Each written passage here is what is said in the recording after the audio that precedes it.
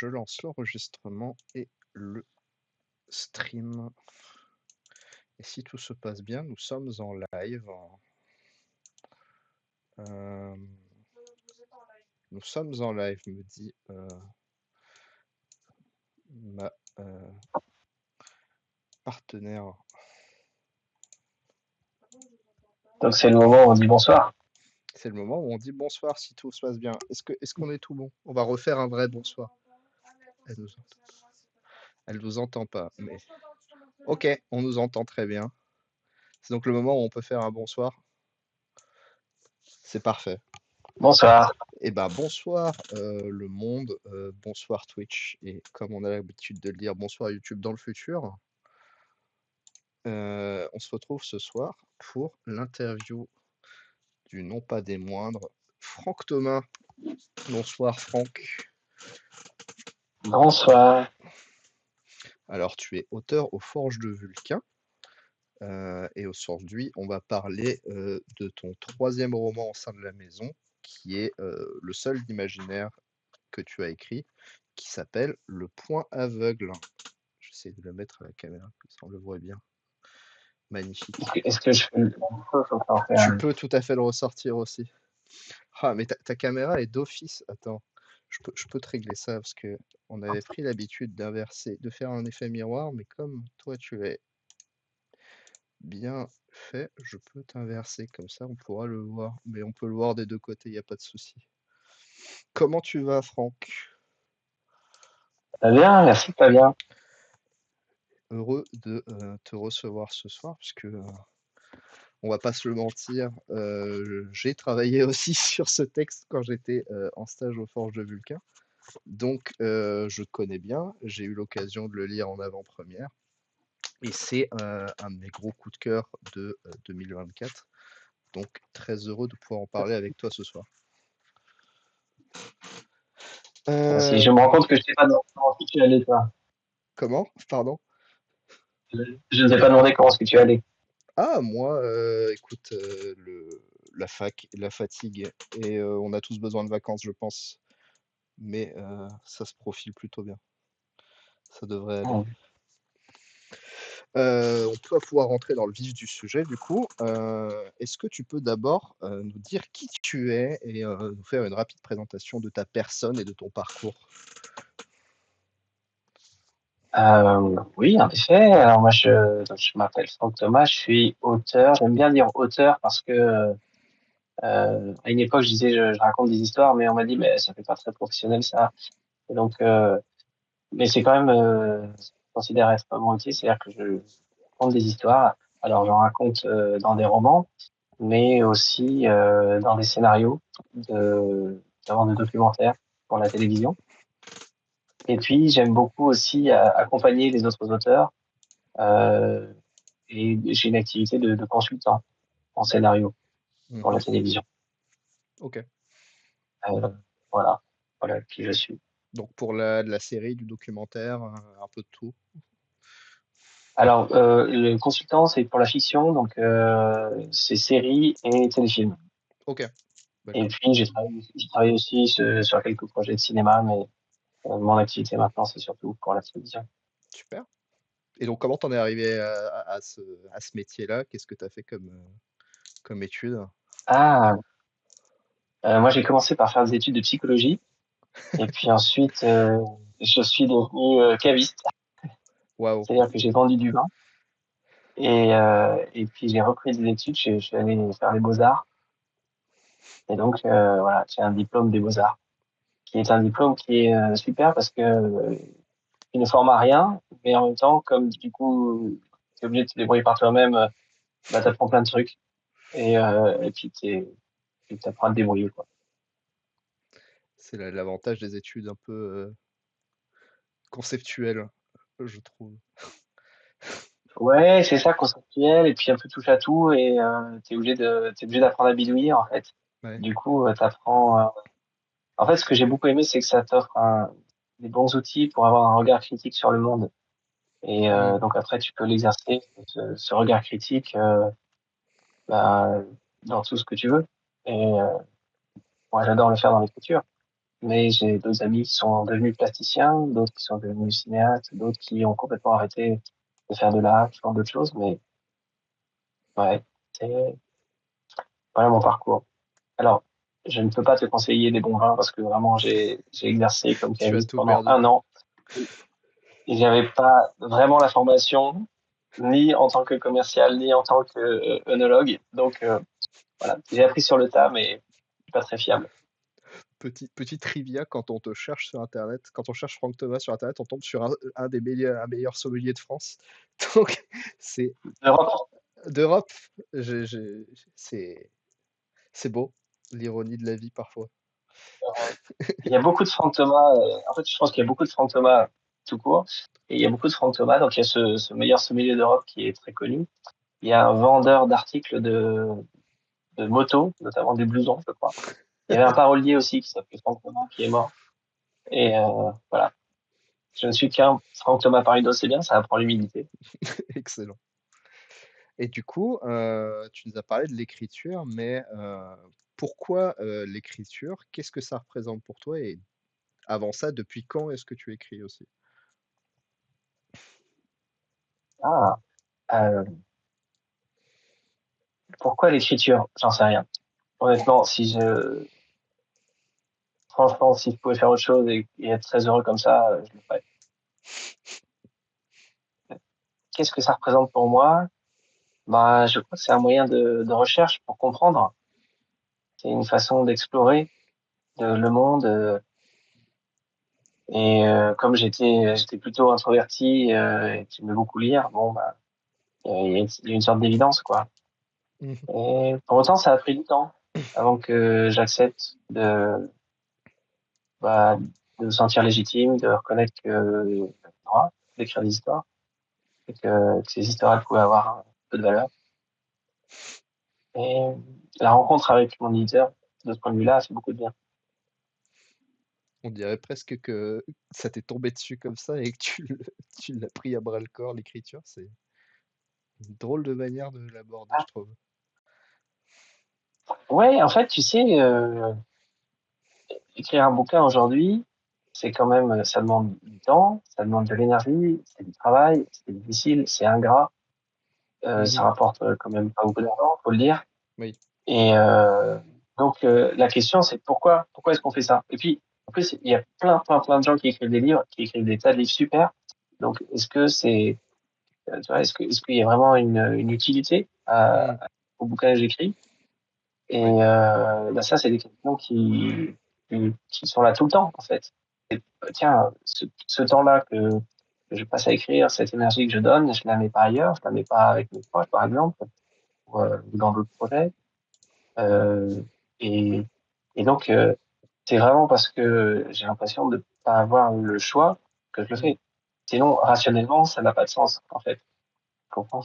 Oui, c'est la difficulté des métiers artistiques au global, c'est, de toute façon, on vit avec.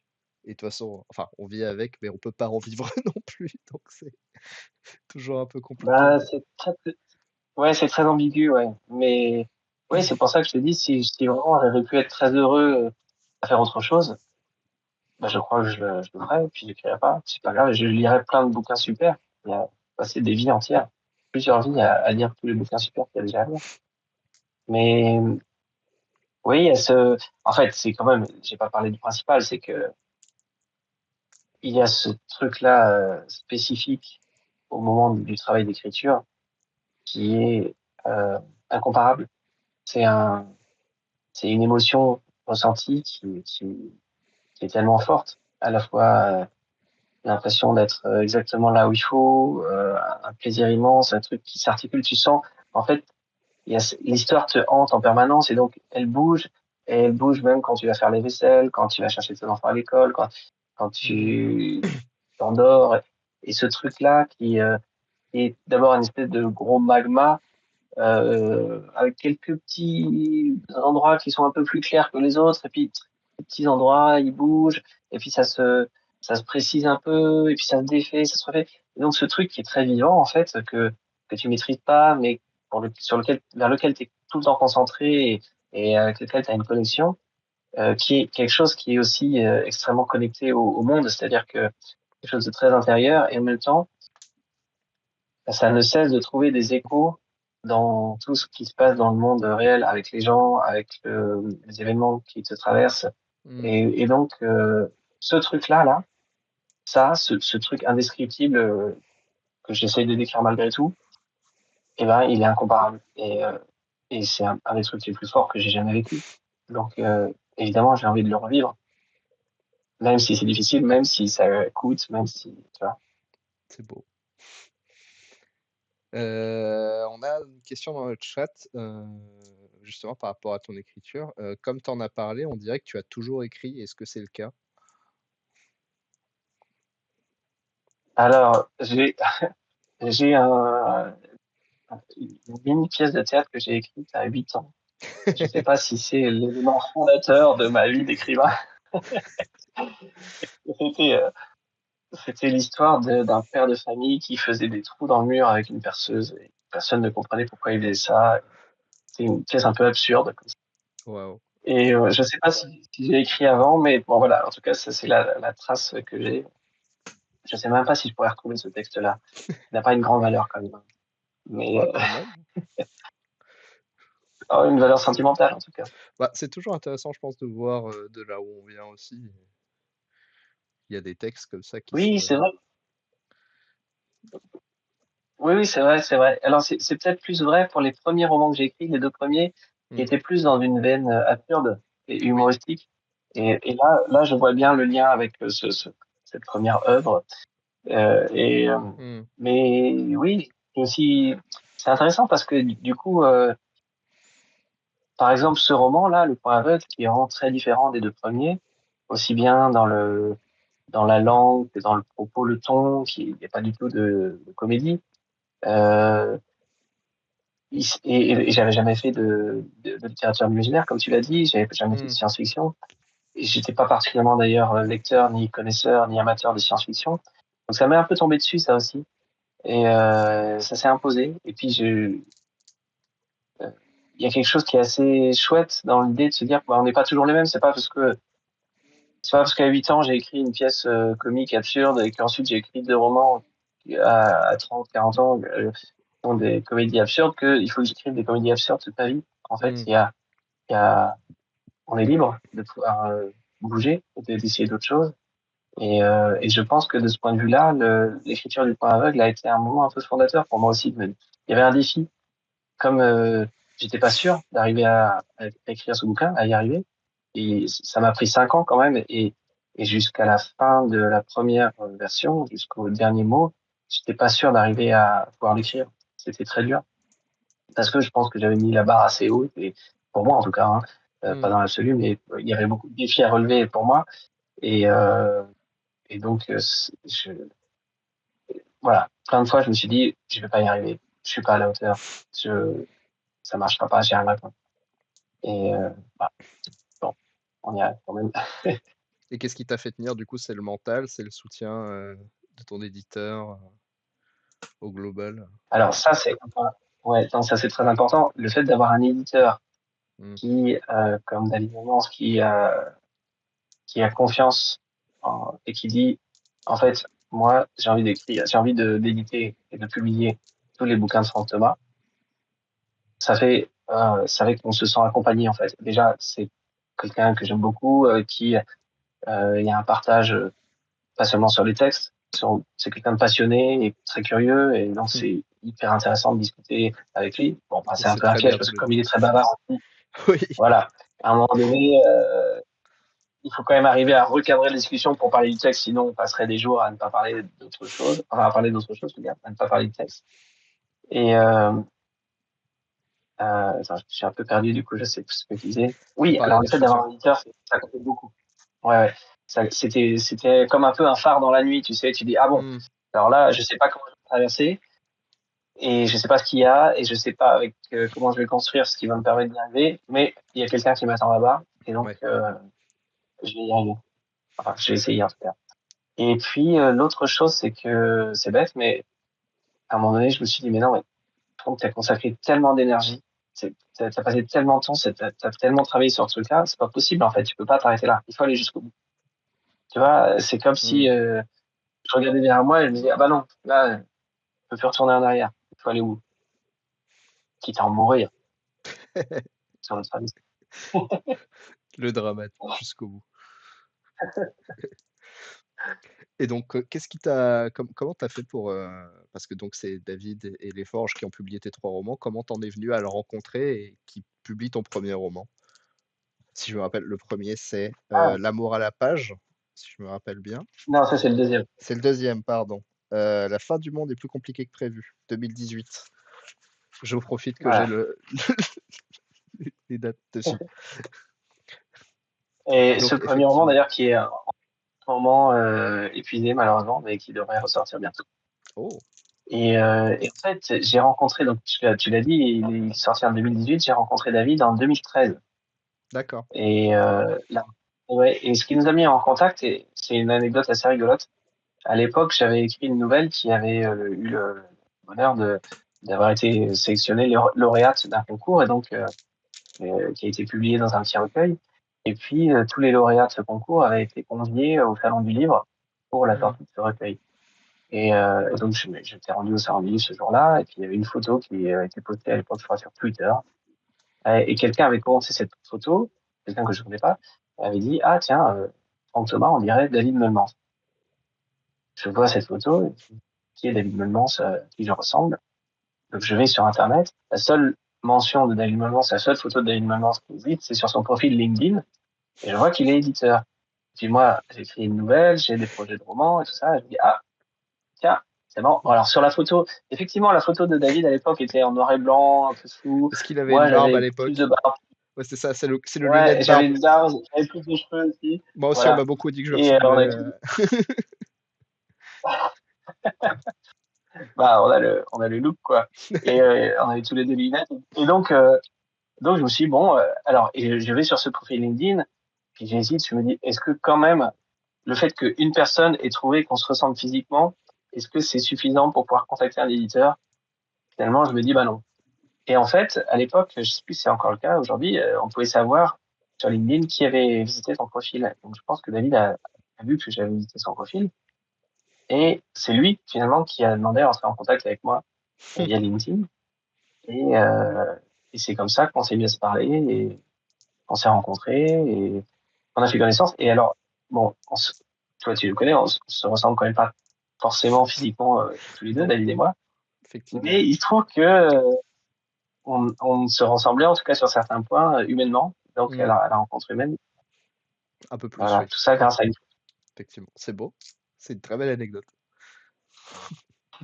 Mais il a quand même fallu Et 5 depuis, ans de discussion avant qu'il décide de te publier.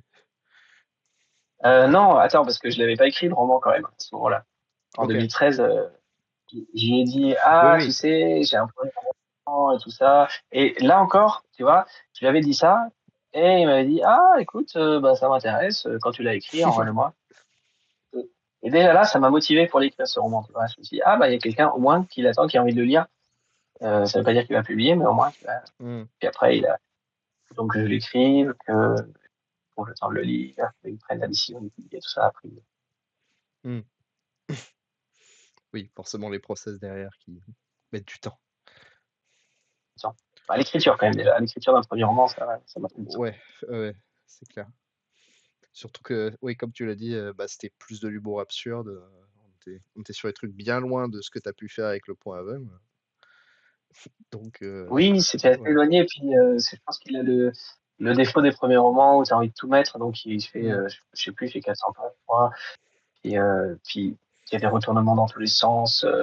C'est la critique qui m'a été faite, enfin, la remarque que j'ai beaucoup entendue, en tout cas, que c'était un peu trop. Il y avait un Mmh. peu trop. Au bout d'un moment, alors, on rigole beaucoup.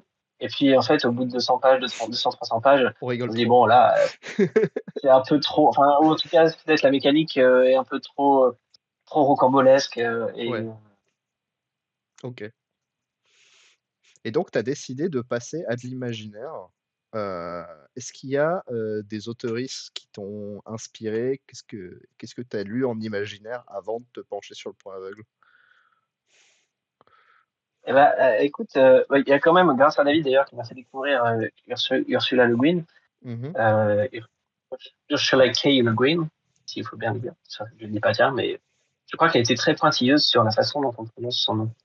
Parce que comme son mari était breton, je crois, français et breton, elle Ouais. voulait qu'on prononce à la bretonne, il me semble, Le Guin. Moi, j'ai Bon. entendu qu'on disait Le Gouen même, mais il y a des débats, Ah, c'est difficile. Je sais pas trop. bah oui, c'est ça. Ce serait plus logique si c'était breton, mais j'avoue ne pas trop savoir et ne pas avoir le fin mot de cette histoire. Donc c'est à débattre. Ah, tu relances là, du coup, c'est bien. Il va falloir que j'investigue encore un peu. Mais bon, bref, quand même, ça, c'était une rencontre assez importante artistiquement. Alors, ça s'est passé en parallèle, en fait. Mhm. J'avais cette idée qui a émergé.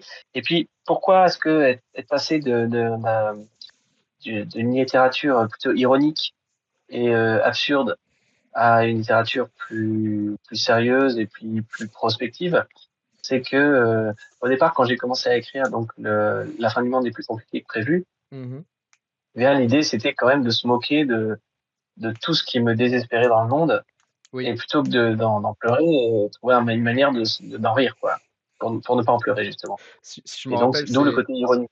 c'est déjà une forme d'Uchronie ou c'est Kim Jong-un qui pète un peu un câble, si je me rappelle bien. Oui, alors c'est pas vraiment une uchronie parce que c'est pas vraiment Kim Jong-un, mais c'est effectivement le dictateur coréen, nord-coréen. Ok. Euh, et donc c'est le dictateur nord-coréen meurt entre les bras de sa maîtresse et c'est son neveu ou son fils de 13 ans qui reprend le pouvoir et puis voilà, qui fait un ultimatum à l'humanité. Ok. Et à partir de là, on observe à quel point le monde entier vraiment part Hmm. en sucette parce que tous les, tout le monde vrille et donc c'est une manière d'exposer la folie du monde, mais une folie qui, chez certains personnages, peut être touchante, c'est-à-dire que c'est notre folie en fait. On Hmm. est tous tarés en fait, on est tous irrationnels, on est tous en besoin d'amour, en besoin d'être rassurés, envie de faire des tas de trucs qui sont impossibles et avec des comportements qui sont absurdes. Mais voilà, il y avait ce côté-là extrêmement loufoque et en même temps, je trouvais que j'avais envie de mettre en avant qui était éminemment touchant, quoi. C'est nous, pauvres Hmm. êtres humains, à la fois méprisables et magnifiques. Et, euh, et puis, donc, le deuxième roman, c'était dans le milieu de l'édition. C'est à la suite de la Hmm. publication du premier roman. J'ai Ouais. découvert les coulisses de l'édition et là encore, j'ai eu envie bah, de m'en moquer un peu, surtout de certaines personnes. Là, c'est plus spécifiquement certaines personnes avec lesquelles c'était un peu, il y avait un passif et donc j'avais envie de pouvoir un peu de me défouler là-dessus. Je pense que c'est pas mon meilleur roman, malheureusement, parce qu'il est un peu trop centré sur C'est ce presque un projet-là. roman pour les gens qui travaillent dans le monde de l'édition, en fait. Oui, peut-être. Et puis là encore, qui est peut-être un peu trop foutraque. Mais Hmm. encore une fois, je vais essayer d'y mettre de l'émotion, de la tendresse. Mais j'ai compris que c'était difficile de faire passer les deux en même temps. À la Oui. fois de l'humour absurde et de la tendresse. C'est-à-dire que c'est comme s'il y avait un truc qui switchait. On peut pas être à la fois dans le mode se marrer complètement et en même temps être touché. Enfin, moi, j'ai pas bien réussi en tout cas cette alternance. On m'a surtout beaucoup dit que c'était drôle, ce qui est quand même déjà un énorme compliment parce que Hmm. c'est très difficile. Mais voilà, je restais un petit peu sur ma faim de cette fibre émotionnelle que j'avais envie de toucher aussi. Et puis, en fait, il y avait cette idée aussi que c'est facile de se moquer. Alors, il y a plein de raisons de se moquer. C'est plus facile de se moquer que de faire des propositions pour changer le monde. Et j'avais envie d'être plutôt dans ce registre-là, d'être plutôt dans la proposition que dans le dénigrement, quoi. Ok. Donc, d'où le- l'anticipation et d'où l'idée d'imaginer un monde qui soit enfin, des mondes qui soient inspirés des nôtres et qui viennent Hmm. nourrir plutôt un imaginaire, en tout cas. OK. C'est difficile d'être sur la crête, pour pas spoiler des choses, Ouais, mais c'est très dur. En fait, genre, pour en parler un petit peu, c'est un roman qui est très dense et très complexe dans sa structure parce que les éléments se dévoilent au fur et à mesure de la narration et globalement, on comprend dans le dernier quart vraiment, toutes les pièces du puzzle. Donc effectivement, en parler sans spoiler, c'est pas facile. voilà. Mais ça reste une Après expérience, assez folle. on comprend progressivement quand même. Il y a des Oui, c'est-à-dire bien qu'il y a sûr, il y a des des choses qui se dévoilent, bien sûr, au mmh, fur et à mesure. Mais c'est un roman très, progressif. Je dirais même par strates, en fait, parce qu'il y a des choses qui ne sont dévoilées dès le début et qu'au final on apprend beaucoup plus tard aussi. mmh. Mais bref, C'est aussi pour ça on que va j'ai voulu un roman très court, tu vois? Parce que comme tu l'as dit, il est assez complexe et puis, mmh, il y a des échos, entre il y a des choses qu'on découvre au début et puis qui ne trouvent une explication qu'à la fin. J'ai voulu qu'on puisse le lire quand même assez rapidement, ouais, presque d'une traite, pour pouvoir garder tout ça en tête et qu'on puisse, pas être perdu, en cours de route. Enfin, bah, justement, comme on commence à en OK. parler, est-ce que tu veux bien nous faire un pitch du roman? Histoire qu'on soit sur la même longueur d'onde avec toutes les personnes qui verront la vidéo. OK, alors c'est l'histoire d'une jeune fille, qui vit dans un monde, qui en apparence est idyllique. Enfin, en tout cas, aux yeux de tous, tout le monde paraît, absolument heureux, il y a une énorme diversité d'existence, c'est-à-dire que chacun peut être et chacune peut être exactement qui il ou elle veut et il y a une grande liberté, une grande osmose aussi entre la nature et la technologie et une grande liberté. Enfin, voilà, c'est un monde qui est, très exubérant, heu protéiforme et où chacun a sa place, sauf elle, notre héroïne. Puisque elle, elle a 2 problèmes. Le premier, c'est elle est traversée d'émotions et de sensations parasites. Elle ne comprend pas, mais qui altèrent sa capacité à vivre, pleinement et sereinement et hem et puis elle n'arrive pas à créer de lien et pour elle, c'est impossible de créer un lien avec quiconque et donc elle est dans une grande solitude et un jour, lors d'une de ces émotions parasites plus fortes que les autres, elle va tomber dans les pommes et elle va se retrouver dans un autre univers qui semble beaucoup moins idyllique, mais qui est beaucoup plus familier, paradoxalement. Et dans cet univers, surtout, il y a une spécificité, c'est que les personnages parlent. Or, dans son monde d'origine, les personnages ne parlent pas. Et elle se rend compte qu'elle-même a cette capacité. Et quand elle va revenir dans son monde d'origine, elle va enfin réussir à créer une connexion avec un personnage qui va disparaître quasiment aussitôt. Elle va partir en quête de ce personnage. Et au fil de cette quête, dans ses allers-retours entre les deux mondes, elle va découvrir petit à petit quelle est la nature de ces deux mondes et surtout qui elle est, quelle est sa place et pourquoi est-ce qu'il lui arrive tout ça. Merci, bravo. Hem, donc tu en as parlé un petit peu tout à l'heure que, l'idée avec ce roman, c'était de proposer une alternative et des solutions au monde. En tout cas, de se projeter de manière plus, comment dirais-je? Solutionniste peut-être dans ce qu'on pourrait faire. Heu, Mmh, Comment est-ce que tu as construit ce roman? De quoi est-ce que tu es parti? Plutôt des personnages? Est-ce que tu avais une idée d'histoire en tête? Ça a été quoi le point, de base? heu, non, le point de départ, c'était le concept. OK. Le concept, qu'on découvre, au fur et à mesure de la lecture, Mmh. jusqu'aux aux dernières pages et ce concept-là, eh bien, s'est enrichi progressivement au fur et à mesure du travail. Donc à partir de cette idée, enfin, concept, au départ, c'était une idée, vraiment une simple idée et puis Mmh. c'est toujours comme ça, tu as des idées, il en vient, et puis, Qui a vécu, il reste pendant la vaisselle, comme tu disais, pendant qu'il a cherché. oui, Non, voilà, c'est ça, il y a toujours des idées qui traversent. Puis bon, il y en a certaines, tu dis: «Ah bah oui, ah c'est rigolo» et puis, elles disparaissent parce que puis il y en a qui restent comme ça. puis c'est plusieurs jours et tu te dis: «Ah bon, il y a peut-être quelque chose à creuser quand même, ouais». Et du coup, ce truc, tourne un peu et puis en tournant, c'est un peu comme, tu sais, une boule de neige, ça agrège d'autres choses autour et puis ça grossit et puis, quand il y a une masse, suffisamment grosse, ça commence à prendre forme et hem et donc cette idée-là, voilà, c'est difficile, du coup, je peux pas raconter l'idée, mais Mmh. c'était le point de départ et le personnage est arrivé ensuite. Je pense que aussi je peux raconter pourquoi un personnage féminin, pourquoi une jeune fille, Oui, c'est pourquoi pas. que, heu, c'est tout simplement que je m'apprêtais à être papa à ce moment-là. Mmh. Donc pendant l'écriture, j'étais le Mmh. beau-père d'une petite fille, donc ça a évidemment nourri mon écriture et puis, nourri mon envie d'imaginer un monde, d'imaginer quel pourrait être, le monde dans lequel, elle serait amenée à grandir.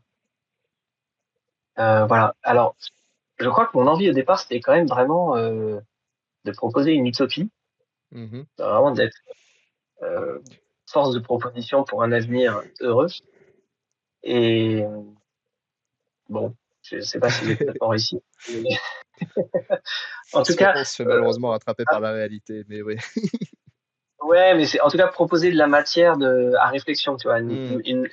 Nourrir l'imaginaire, tout simplement. Ouais. Ça veut pas dire que proposer des solutions qui seraient, fonctionnelles, mais tirer un peu les fils de la réflexion Oui. pour, nourrir l'imaginaire. Oui, c'est vrai que j'ai été un peu, radical dans la manière dont je t'ai décrit, oui, c'est plus une manière de d'amener à de la réflexion que proposer des réelles solutions, pour autant. Oui, oui, oui, et puis, parce que de toute façon, les solutions toutes faites, ça marche jamais. Oui, bien sûr. Donc il faut c'est arriver à nourrir une machine collective et une machine individuelle et puis là, ça va, trouver des échos. Je sais pas si j'y arriverai, mais en tout cas, c'était un des buts en Mmh. faisant le bouquin. Heu, un point qui est, intéressant, c'était justement le fait qu'on suive un seul personnage, mais, une, multiplicité de points de vue, comment je pourrais le dire? On est toujours à la première personne, mais ce personnage a, comme tu l'as dit, des visions, des flashs. Heu, est-ce que c'était une volonté de doubler les points de vue, de passer entre ces mondes, aussi? De faire le parallèle entre plusieurs réalités? Mmh, alors la question du point de vue, je sais plus exactement à quel moment elle s'est posée et comment est-ce que j'ai choisi d'adopter un point de vue interne. C'est-à-dire que on est avec le personnage et puis on est à Mmh. l'intérieur du personnage et c'est la voix du personnage qui nous emmène dans l'histoire Oui, et on va être toujours, quel que soit ce qui se passe, on va être toujours dans un point de vue interne. Donc et et ça, déjà, ça a créé une contrainte assez forte parce que c'est pas facile de faire découvrir un univers mmh, quand il y a qu'un seul personnage et qu'on a le point de vue de ce personnage. C'est-à-dire que souvent, on va avoir, je sais plus quel, producteur appelait ça un Tintin, c'est-à-dire un personnage, qui ne connaît pas le monde et auquel il est expliqué. C'est-à-dire quelqu'un qui arrive là, qui dit: «Ah ben, ah c'est sympa là où j'y mais ça sert à quoi?» et donc tout est expliqué par l'intermédiaire de ce personnage, innocent, en fait.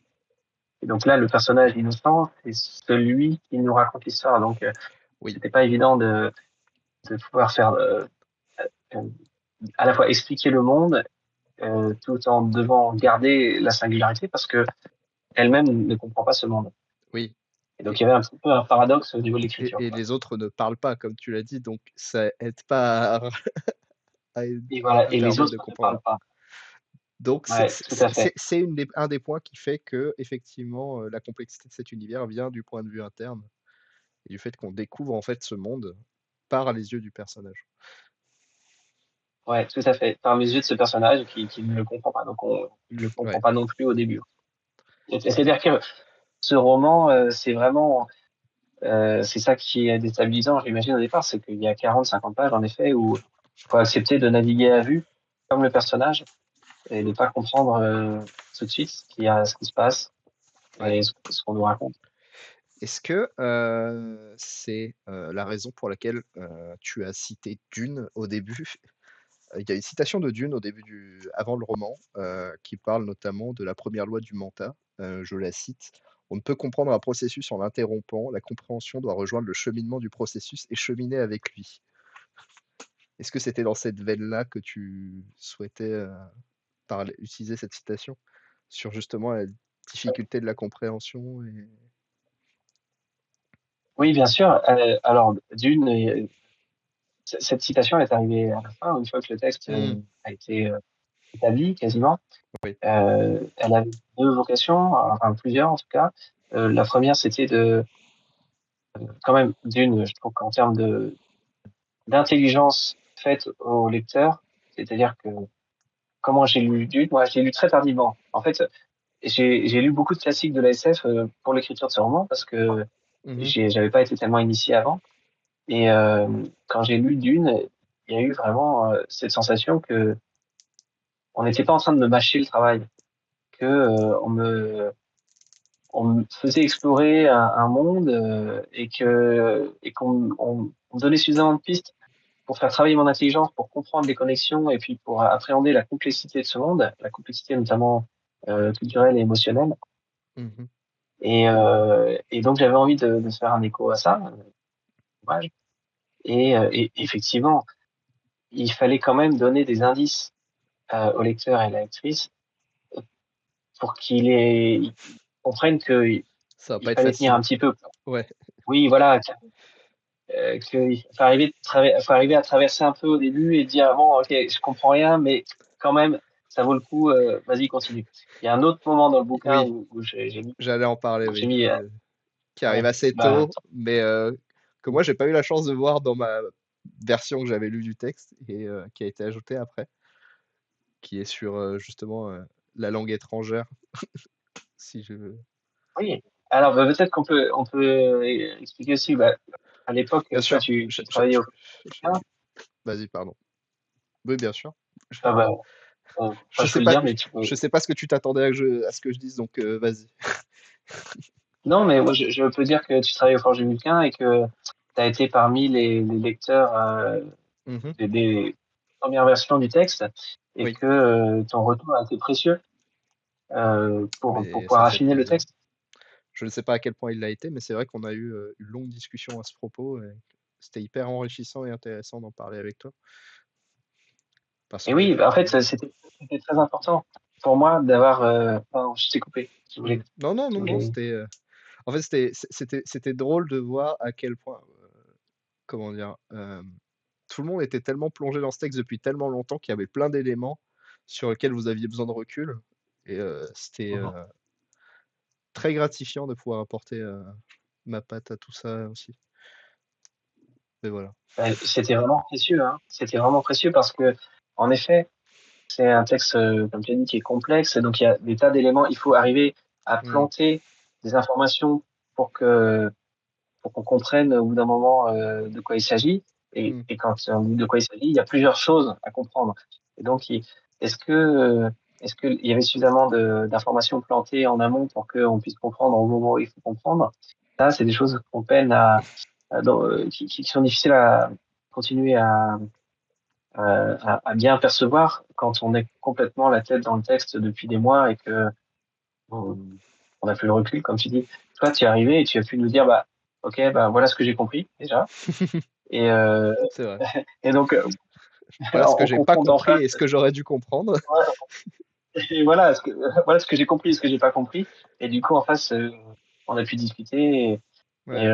ça a permis de nommer, enfin, d'identifier ces endroits où il fallait être un peu plus explicite, développer un peu plus. Et c'était très riche, hein. Et du coup, ce petit passage-là dont on vient de parler, il est arrivé à ce moment-là et Mmh. je suis très content. Je suis très content parce que pour moi, c'est peut-être le petit clin d'œil au lecteur, à la lectrice, qui fait écho avec les autres bouquins où je faisais des adresses au lecteur et à la lectrice. Hein, hein.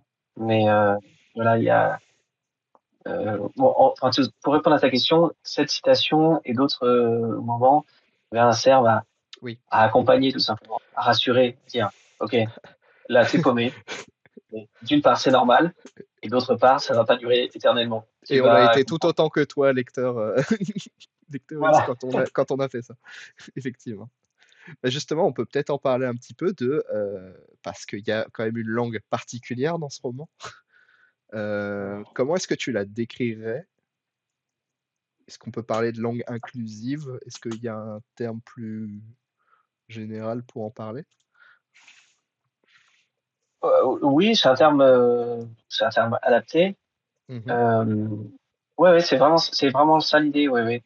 mhm, Je me suis beaucoup documenté sur les formes existantes. Il y a, il y a plusieurs personnes qui travaillent sur des formes, euh, j'ai envie de dire, augmentées, modernisées, actualisées de la langue pour que chacune se reconnaisse, en fait, mhm. puisse s'identifier, euh, dans les propos. C'était la raison de ce Et, choix? Pardon, je t'ai coupé dans ce que tu allais dire. C'était la raison du choix oui, oui, de la langue inclusive dans ce roman? Que tout le monde puisse ouais, tout s'identifier? à fait, oui. Ok. Oui, oui, parce que j'avais vraiment, en fait, euh,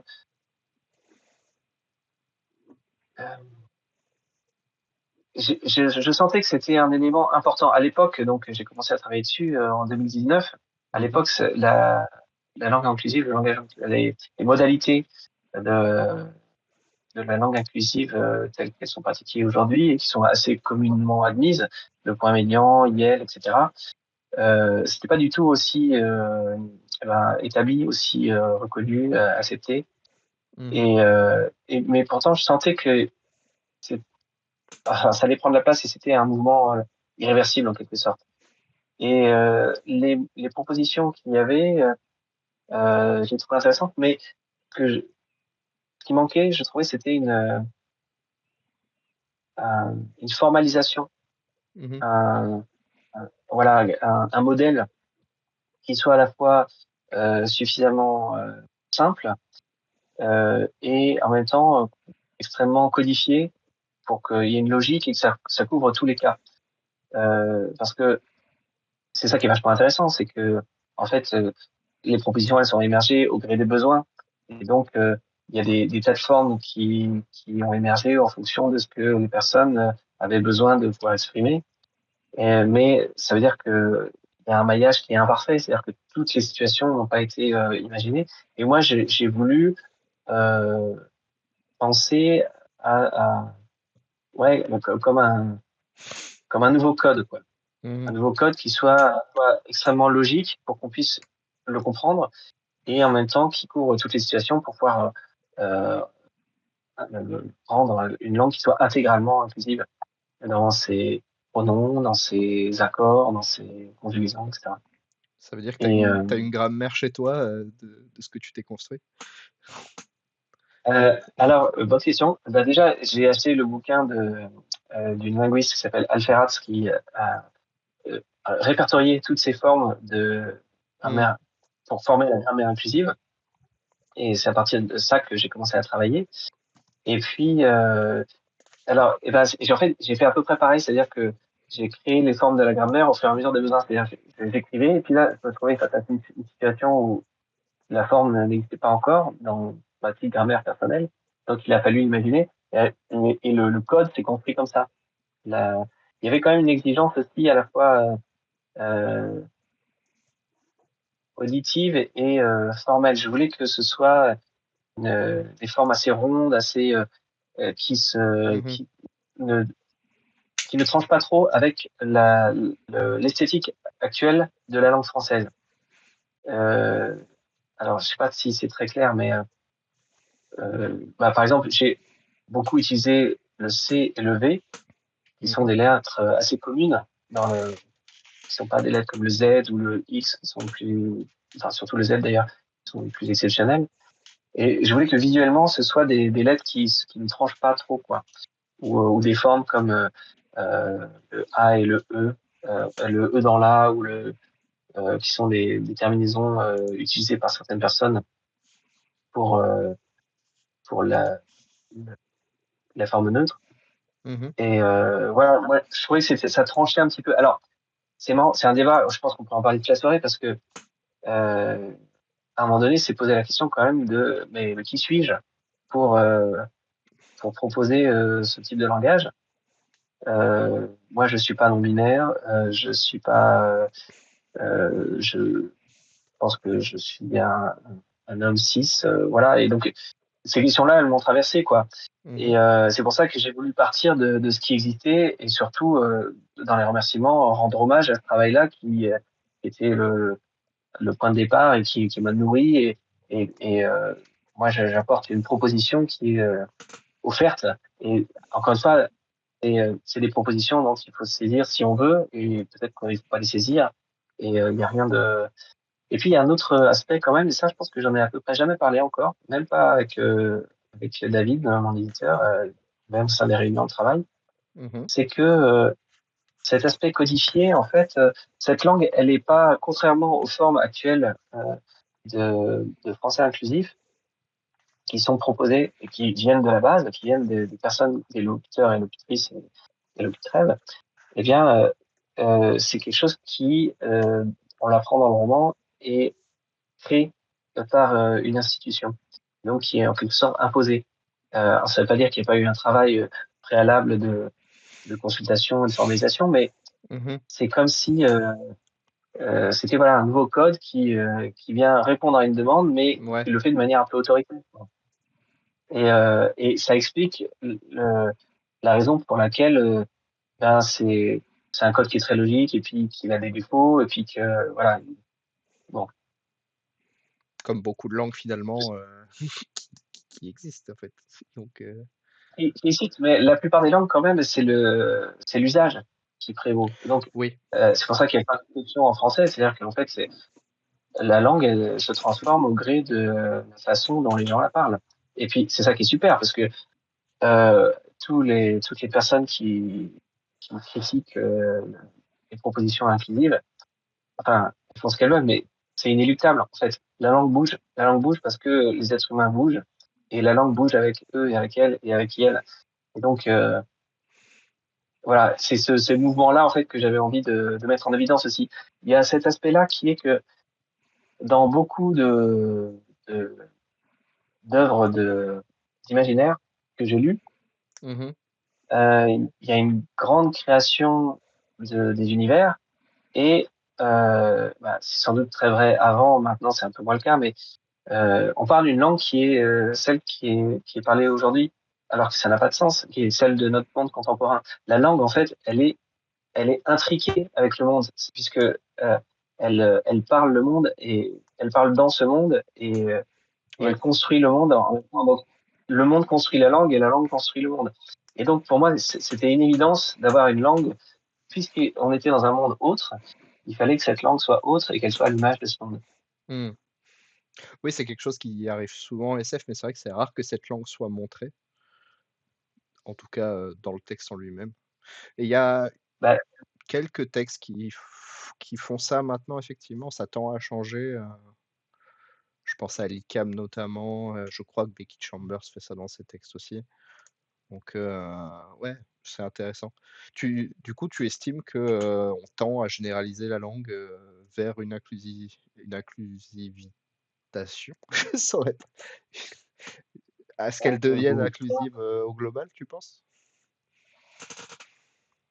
bah, en réalité, c'est déjà le cas. Oui, c'est vrai. Et bon, il se trouve que l'Académie française, c'est des personnes de 80 ans ou 90, et que Oui. donc on ne peut pas entériner ce changement-là, mais en réalité, elle est déjà parlée aujourd'hui, cette langue. Mmh. Alors, une certaine forme de cette langue est parlée, mais elle va bouger encore, c'est normal. Le monde change, la langue change, ça bouge. Et je sais pas, c'est comme, tu sais, c'est comme l'érosion. Tu peux dire, bah non, non, océan, arrête d'attaquer la falaise parce que Mmh. je veux pas que tu touches ma maison. Bah, il va le faire quand même. Et ta maison, elle va tomber. Et ça créera une nouvelle falaise, et tu vas devoir, ça va créer un nouveau relief. Mais c'est inéluctable, en fait. Ouais. Euh, bon, je sais pas si la comparaison est très juste parce que peut-être qu'il y a des moyens quand même d'arrêter l'érosion, mais Oui, ouais, effectivement, comme en toute fait, langue, en fait, elle va forcément être menée à évoluer. Oui, je et en suis fait, c'est d'accord avec toi. génial. Oui. Moi, je trouve ça génial parce que bah, ça offre des possibilités. Déjà, c'est génial parce que ça émerge d'un besoin. C'est pas quelqu'un qui a dit un jour, un peu comme moi qui ai fait dans le bouquin, on va faire ça comme ça. C'est en fait telle qu'elle est parlée aujourd'hui, la langue ne me parle pas. Je suis absent ou absente de cette langue-là qui ne parle pas de moi, par laquelle je ne peux pas exister. Et donc, il faut que je trouve une nouvelle forme pour pouvoir exister. Et ça, je trouve ça Hmm. génial. C'est-à-dire que, euh, en fait, c'est ça qui est fascinant. Parce que la langue, c'est quand même l'espace du commun. C'est ce Hmm. qui nous permet d'exister ensemble et de communiquer et de partager. D'interagir, ouais, effectivement. Donc, il faut que ce soit, c'est obligatoirement un code qui est commun. Parce que Mhm. si chacun parle sa langue, on ne peut pas se comprendre. Donc, la langue s'arrête. Donc, c'est en permanence un équilibre entre ce mouvement-là de euh, faire exister des formes qui correspondent aux réalités pour Mhm. pouvoir décrire et faire exister ces réalités, et en même temps, eh ben, établir ces nouvelles formes d'une manière qui est telle que chacun s'y retrouve et que ça corresponde à la même réalité pour tout le monde. Et donc, c'est forcément un processus très lent parce que il y a des trucs qui émergent et puis petit à petit, c'est le YEL aujourd'hui, tu vois. Le YEL, bon Hmm. bah, il a émergé et puis petit à petit, ça s'étend et c'est comme une et demi, ça rentre dans le dictionnaire. Et aujourd'hui, il y a certaines personnes qui le remettent en question, mais finalement, ce sera plus le cas en fait. Et ça va être le cas pour plein d'autres formes, je pense. Donc, Mhm. ouais, ce mouvement-là, moi, me fascine. Et ça a été le cas de tout temps. C'est-à-dire que les personnes qui sacralisent la bonne langue française, tout ça, en fait, la langue n'a cessé d'évoluer en permanence. Oui, Et c'est normal. Et c'est bien. c'est vrai. De toute façon, c'est comme tu Et l'as dit, c'est inéluctable. De toute bah oui, c'est façon, ça inéluctable. arrivera. C'est génial, en fait, d'avoir cette langue-là, de pouvoir jouer avec ce matériau-là. Hmm. C'est de la glaise qui est Et de fantastique. vivre à une époque où ça bouge autant, grâce notamment à Internet, où on peut emprunter à beaucoup plus de langues, je pense, que ce qu'on pouvait faire à l'époque. C'est hyper intéressant de voir comment ça évolue aujourd'hui. Je pense qu'il y a certains linguistes qui doivent se régaler aujourd'hui. Ouais, c'est ça, c'est fascinant d'assister à ça et de le vivre, d'y participer, quoi. Hmm.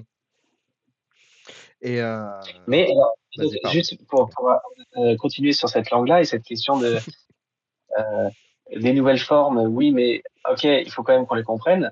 Ça a été une question assez qui m'a beaucoup taraudé tout au long de l'écriture. C'est ok, donc quand j'invente ce mot, c'est un mot donc qui est utilisé par l'héroïne, Mhm. qui est la seule à parler. Donc, je ne peux pas avoir un autre personnage qui va dire, mais qu'est-ce que ça veut dire ce mot? Dis donc, raconte-moi. Et donc, il faut que le mot en lui-même soit suffisamment explicite Oui, pour qu'on puisse le comprendre, bon, qu'on en comprenne en tout cas une partie suffisante pour que, voilà. Donc ça, c'était intéressant, je trouvais aussi. Ce travail-là de pas oui, seulement juste créer des nouvelles formes, mais donner suffisamment de contexte, trouver la forme aussi qui soit suffisamment familière pour que soit pas complètement paumé. oui. Et au-delà de cette nouvelle manière de parler, tu as aussi inventé des mots pour cette langue, pour notamment des machines et des technologies qui fonctionnent très bien. Je pense notamment au Magivol, qui est Mm. très parlant, je trouve, dans sa manière d'être construit. Je sais plus quel est l'autre, j'ai oublié le second, mais il y en a un autre comme ça qui est tout aussi intéressant que tu as créé. Euh, Oui, bah là oui. encore. Ah, pardon. Non, non, vas-y, vas-y. Pardon. C'était sûr. On peut parler de toute façon de la langue pendant des heures, donc vas-y. Ouais, bah voilà pour la création de ces mots-là qui là encore désignent des réalités nouvelles qui ont besoin d'être nommées. Mhm. Euh, J'avais envie de mots qui sonnent, donc qui soient quand même assez explicites. Magivol, il y a un truc assez explicite, mais qui sonnent comme des vrais mots. C'est-à-dire que, euh, je sais pas comment expliquer ça. Qu'est-ce que ça veut dire qu'ils sonnent comme des vrais mots? C'est un peu nul comme phrase. Mais, Qui fassent suffisamment allusion à des mots de chez nous et qui, dans sa construction, se rapportent un peu à notre imaginaire aussi, je pense. ah ouais, c'est ça. C'est-à-dire que qu'il y ait des syllabes qu'on connaisse, Oui. des manières de prononcer, que ça fasse comme si c'était un mot. Enfin, ça heurte pas en tout cas le, dans sa construction qu'il ne diffère pas trop des autres mots Hmm. qu'on a l'habitude d'utiliser en français en tout cas. Oui, et c'est ça que je trouve intéressant aussi, c'est que c'est des mots qui invoquent des imaginaires qui peuvent être différents suivant les gens aussi. Donc la même, on peut être d'accord sur la même définition de l'objet, mais en avoir des représentations totalement différentes. Oui, Ce que je c'est trouve vrai. hyper intéressant dans ce que tu as construit. Oui, oui. Alors bah oui, c'est parce que c'est pas tout à fait explicite quant Mhm. à la Oui. forme, à la couleur, à la taille. Il y a des éléments qui permettent d'appréhender ça. Par exemple, le Magivol, bon bah on rentre à l'intérieur, c'est décrit comme un tapis par certains moments. Il y a une bulle. Donc, voilà, il y a des éléments de visuels et de taille, de format, mais tout n'est pas explicite, ouais. Mais Mais bon, ça, c'est propre de la littérature, non? Enfin, oui, on c'est donne vrai. pas tous les. C'est vrai, c'est Enfin, vrai. de la littérature d'imaginaire, c'est vrai, parce que la littérature réaliste, elle va convoquer des objets qu'on connaît plutôt. Donc, ouais. Oui. Je sais pas, ça, c'est une question intéressante aussi. Tu vois, la part de l'ellipse, la part du hors-champ. C'est ça Mhm. qui est génial dans la littérature, c'est le hors-champ. C'est justement parce que c'est pas visuel, c'est visuel dans ta tête. Donc, t'es obligé Mhm. de recréer tout ce qui n'est pas dit, et tu le recrées avec ton propre imaginaire, avec. Oui. Bah, c'est ce qui fait En que fait, il y a un. les discussions qu'on a eues autour du texte étaient intéressantes, c'est que plein de fois, il y a des manières dont je m'imaginais des scènes où j'avais des discussions à ce propos où les gens ne se voyaient pas du tout de la même manière. Et il y a des moments qui sont vraiment. En fait, si je devais donner un adjectif au roman, ce serait vraiment éthéré, je pense. Il y a un côté très flottant et voilà, je saurais pas en dire plus. C'est dur de parler des romans qu'on aime. C'est une autre question, mais Mais enfin, quand même, pour rebondir un peu sur ce que tu dis, c'est vrai que moi, j'ai jamais été très très fan des descriptions. Donc, hmm, je pense que je suis pas très fort à entrer dans le détail de la description d'un objet ou d'une personne, tu vois. ok. Euh, j'ai jamais t'expliqué, j'ai jamais donné la couleur des cheveux d'une personne. C'est des choses qui me, Hmm, je, peut-être que du coup, ça manque pour certaines personnes qui aiment bien avoir un peu plus de détails. Euh, j'ai plus dans l'action et mais quand même, le travail de réécriture, justement, a permis de préciser toutes ces choses-là qui pouvaient manquer, oui. j'espère, évidemment.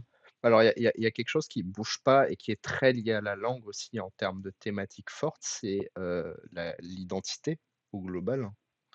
Et Hmm. comment est-ce qu'on se crée une identité aussi bien à travers la langue que quand on n'en parle pas? Comment est-ce qu'on se construit en tant qu'être humain finalement? Qu'est-ce qui fait de nous des êtres humains? C'est voilà, je jette des thèmes en l'air. Oui, oui, Je te sais capable de rebondir. oui, oui, oui, oui. Alors, là, du coup, me vient toujours la question de qu'est-ce qu'il faut pas dire pour pas spoiler le bouquin.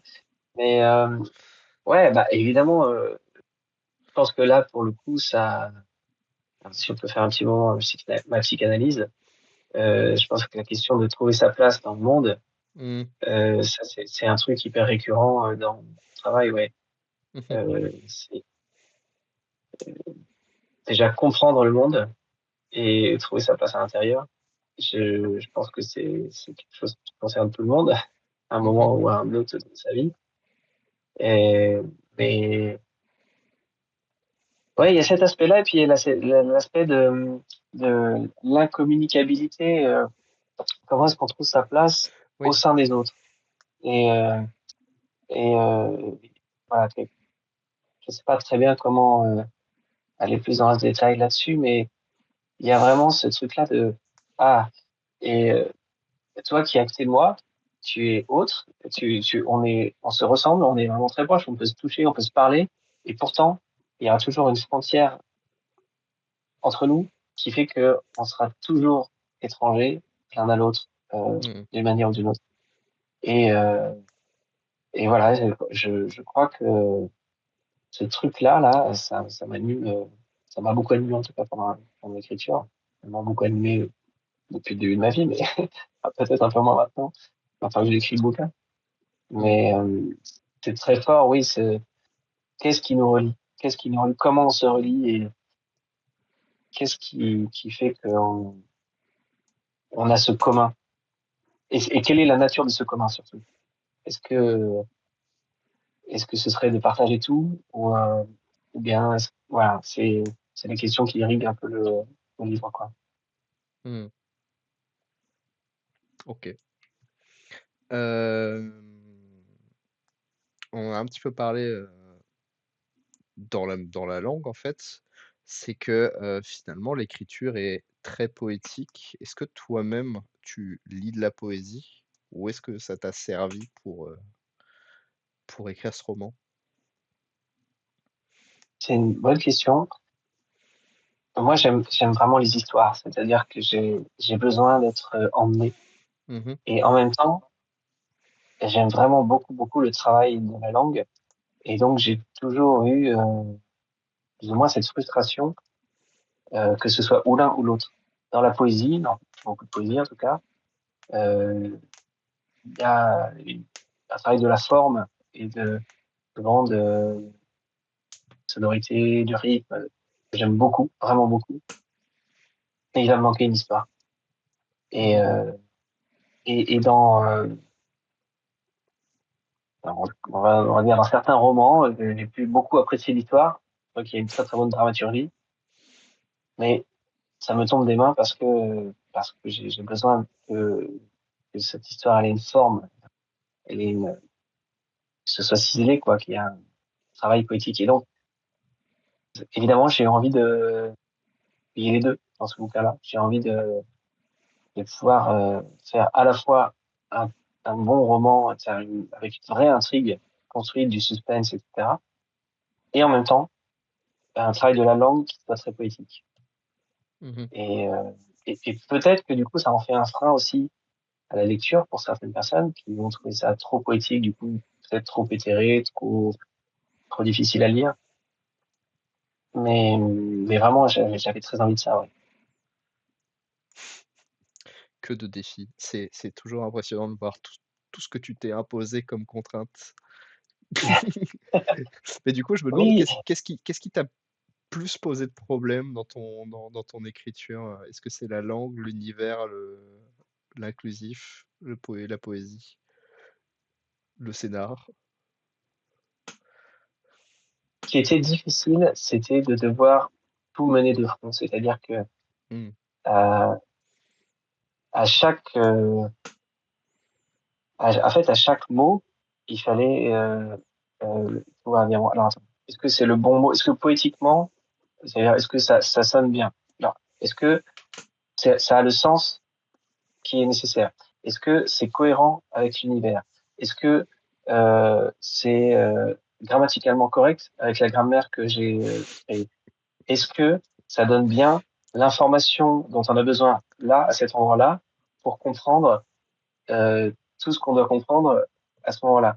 Tu vois? Et donc, il y avait un truc comme ça de succession de strates. Ouais, c'est ce que je disais Euh, tout à l'heure finalement dans les strates, c'est aussi bien dans le scénario que dans la construction finalement. Ouais, mais du coup, c'était extrêmement excitant. Il y avait un Mmh. défi à relever qui était très enthousiasmant, Ouais. mais c'était fatigant. Ouais. Mais ouais, c'est surtout pour la relecture en fait. Chaque relecture, il a fallu vraiment, tu vois, chaque mot que tu lis, tu passes le filtre de toutes les strates d'informations et que ça c'est bon, ça c'est bon, ça c'est bon, ça c'est bon. Et donc c'était des relectures qui étaient assez éprouvantes, mais c'est à ce prix-là que je crois, le roman a trouvé sa forme juste. Euh, alors, si on peut parler un petit peu de l'éditorial, Mmh. quand j'ai envoyé le texte à David, j'avais vraiment, je lui en avais pas du tout parlé. Je voulais vraiment qu'il le découvre intégralement. C'est-à-dire qu'il savait pas de quoi ça parlait, il savait pas du tout la forme que ça allait avoir, etc. Il savait rien. En plus, donc enfin, il avait publié 2 romans de moi qui étaient des romans écrits d'une langue très facile à comprendre, ironique, absurde, etc. loufoque. Et donc je lui envoie ce truc-là et il me répond pas et j'étais extrêmement angoissé parce que pour moi ça représente un grand travail. Et il y avait un silence en face. Je me suis dit ah là là, ça y est, il est et donc, on a eu un échange et il m'a dit, non, mais je- j'avais besoin de sédimenter un petit peu. Et en fait, le texte que je lui ai envoyé, la première version, là, je pense vraiment qu'il était incompréhensible. C'est-à-dire que, pour le coup, il n'y avait vraiment pas du tout assez de matière pour pouvoir comprendre de quoi il s'agissait, ce que ça racontait. Donc, il y avait cette poésie, et puis, il n'y avait peut-être pas grand-chose de plus pour recoller le morceau.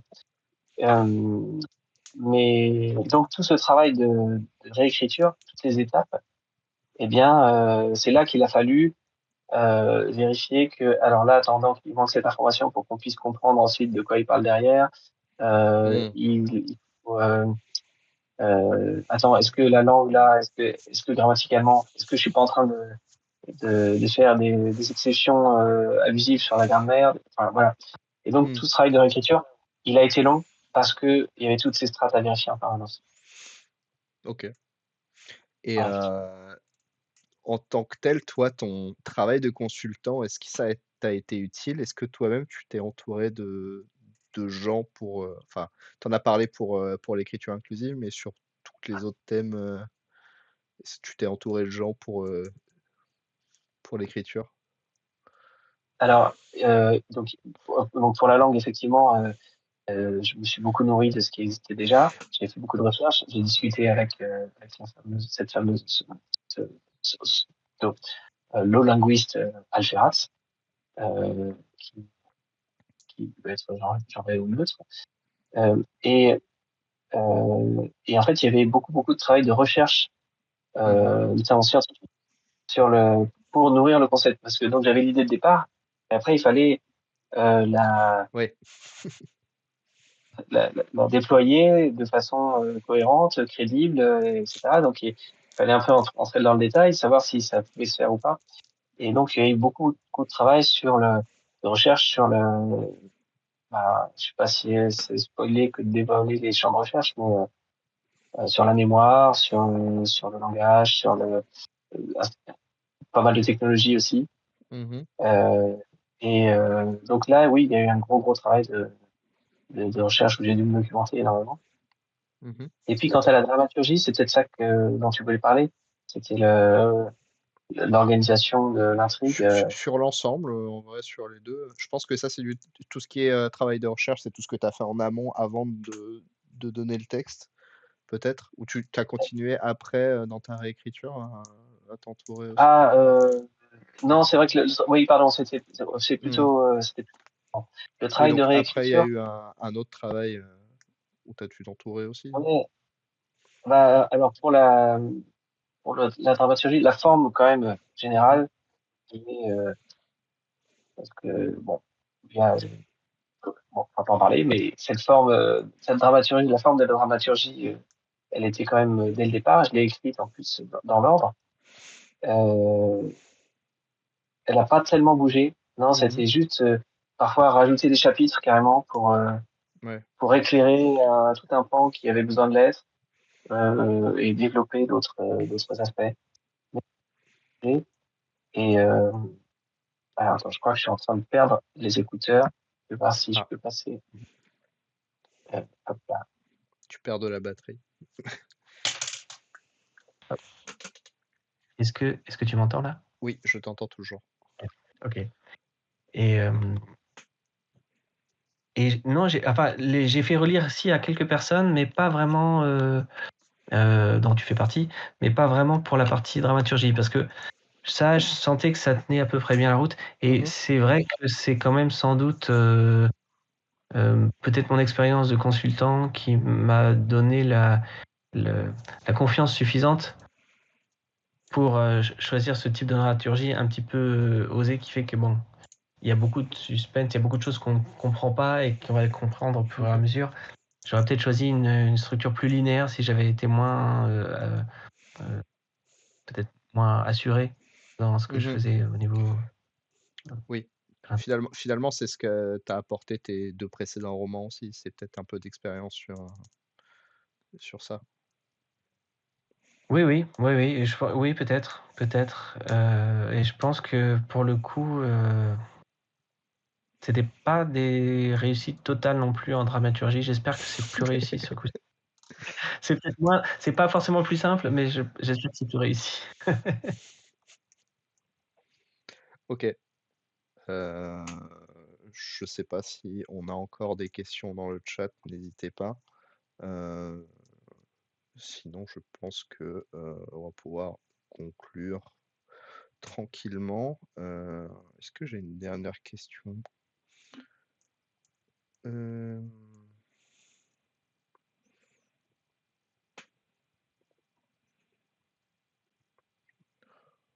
OK, on n'a pas de questions dans le chat non plus. OK. Bah, écoute, je pense qu'on va pouvoir se laisser là. Heu, À moins que tu aies un dernier mot à rajouter, n'hésite pas.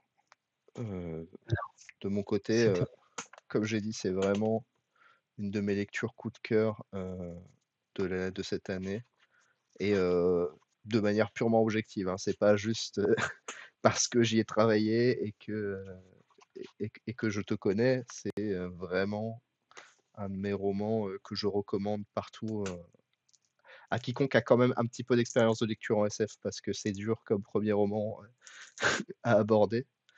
Mais c'est vraiment très poignant, j'ai aussi bien au niveau des thèmes que de la langue. C'est une vraie expérience, immersive et comme tu l'as dit, vu que c'est construit pour se lire en une fois, heu, c'est, assez fou. Donc, bah, merci ouais, à c'est vrai toi. Vas-y, qu'il y pardon. avait ce travail. Oui, juste pour rebondir là-dessus, sur la construction, j'avais envie de faire donc un travail poétique et puis qui aborde des thématiques, que je trouve intéressantes et qui sont d'actualité, enfin qui Mmh. traitent à qui touchent à l'humain et à sa singularité, ses potentialités. Et puis j'avais quand même envie de faire un vrai, roman à suspense quoi. C'est-à-dire que Mmh. qu'il y a un mystère, et que ce mystère, se déploie et on a l'impression qu'on comprend, et puis on comprend plus, et puis il y a des révélations et jusqu'à la dernière page, il y a des révélations où là, c'est un peu j'espère, hein, ce qu'on appelle le fameux effet waouh. Tu dis: «Ah ouais, ah d'accord, ah c'était ça en fait», et voilà, donc je sais pas comment on pourrait dire, hein, faire un bon roman de je sais pas, Un bon roman tout court, hein, un finalement, bon roman avec une intrigue, avec des révélations quoi. Ça oui, me tenait à cœur. ouais, effectivement. Donc voilà. Si, bah, si, ma dernière question, ce sera, c'est quoi la suite, en fait? Parce que sur quoi est-ce que tu es en ce moment? Est-ce que tu peux nous en parler? Est-ce que tu es sous NDA? Alors, il y a pas de ça. Non, je j'ai signé aucun contrat pour l'instant, même si, évidemment, j'ai très envie que mon prochain roman soit publié aux Forges du Vulcain aussi, parce que je pense qu'il y aurait toute sa place. Mmh. Heu et alors pour le coup, c'est là, je vais laisser de côté un petit peu l'écriture difficile Mmh. et l'idée, c'est d'écrire un roman qui soit beaucoup plus facile à lire, pas forcément plus facile à écrire parce que ce sera sur des thématiques qui sont moins évidentes, que je vais peut-être pas forcément dévoiler, mais ça prendra plus la forme d'un polar, OK, normalement. très bien. Donc rester dans du sérieux quand même. Enfin, tout était sérieux Ouais. dans la manière dont c'était approché, mais Ouais, moins ouais, ouais. les thématiques absurdes, OK, Ouais, pas pour ce coup-ci en tout cas, ouais. C'est pas impossible que j'y revienne, mais là j'ai envie d'explorer un peu plus des choses, un peu plus profondes en tout cas, oui. OK, très bien. Et ben, hâte de te retrouver en tout cas, profite bien de ce Merci temps beaucoup. et j'espère que tout le succès, tombera sur ce roman. Merci énormément Hem, pour l'échange. de notre côté Chimera, j'ai pas les infos des news prochaines, Mais là, de toute façon, on va se mettre en vacances pendant un petit temps.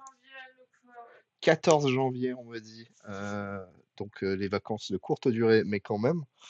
14 janvier, on revient avec l'interview de Anouk Faure, en imaginaire pour son travail d'autrice et d'illustratrice aussi, pour la Cité diaphane, mais aussi pour la sortie de ATA, si je me trompe pas. Donc, hâte de ça et on se retrouvera, vous en saurez plus sur Instagram. Et en tout cas, nous, pour ce soir, on va se laisser là avec Franck. Encore merci à toi d'avoir accepté l'invitation et à une prochaine fois sans doute. À très bientôt, avec plaisir. Et merci le Salut. chat. Ciao.